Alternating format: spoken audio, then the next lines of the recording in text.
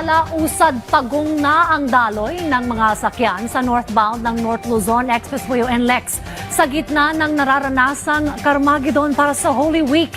Yan ang ulat ni Ryan Lesigas live. Ryan, nagbukas na ba ng zipper lanes dyan? Kanilang dyan sa may Mindanao Toll Plaza, pati na rin sa May Kawayan Intercity. Tama ka dyan, Dayan. Pasado alauna kanina ng tanghali ng buksan ang counterflow lane mula dito sa may bahagi ng Balintawak area ng North Luzon Expressway hanggang dyan sa may bahagi ng Marilao. Bagamat nakatulong yan, Dayan, para maibsan ng bahagya yung usad pagong na trapiko ay patuloy pa rin na naging mabagal yung takbo ng mga sasakyan na kung minsan ay umaabot lamang daw sa 30 hanggang 40 kilometers per hour yung takbo. At kung minsan diyan, sa dami nga ng mga sasakyan na dumadaan dito sa NLEX ay umaabot minsan sa 9 kilometers ang tukod ng traffic. Okay. Sige, Bago pa man mag-alas 3 kanina, ganito na ang sitwasyon sa Balintawak Toll Plaza ng North Luzon Expressway. Mahaba na ang pila at mabagal na ang takbo ng mga sasakyan.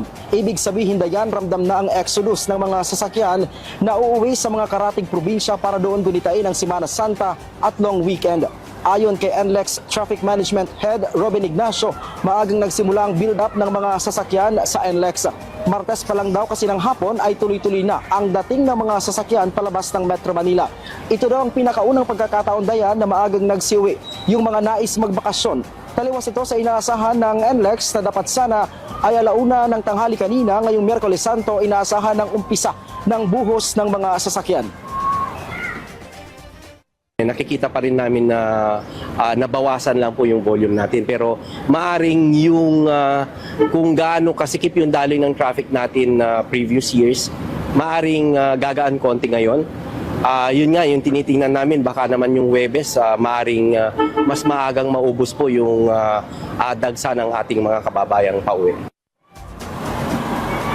Dayan, dahil nga napaaga ang bugso ng mga sasakyan, alauna 12 ng hapon kanina nang buksan ng NLEX ang kanilang zipper lane mula sa Balintawak hanggang sa Marilao at mula San Fernando hanggang Dao, Pampanga. May mga oras naman na pinatitigil ng NLEX ang zipper lane dahil buhos na rin daw yung mga sasakyan sa southbound lane ng NLEX o yung mga papasok naman ng Metro Manila.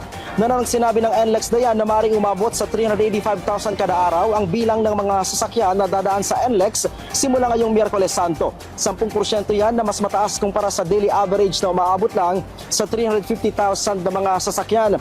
Upang makatulong naman na mapamahala yung maayos daloy ng mga sasakyan, sinabi ni Ignacio na lahat ng mga lane ay bukas 24/7.